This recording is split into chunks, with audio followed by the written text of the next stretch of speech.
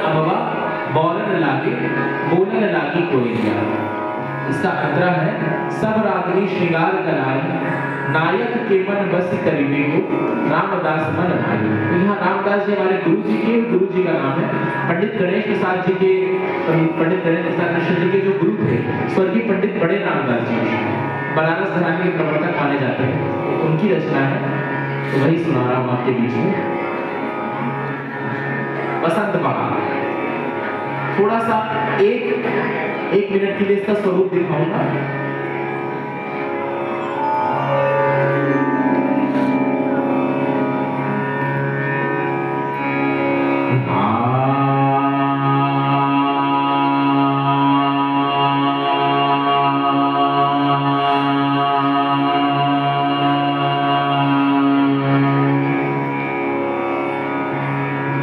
थोड़ा सा कम में बताता हूँ फिर आकार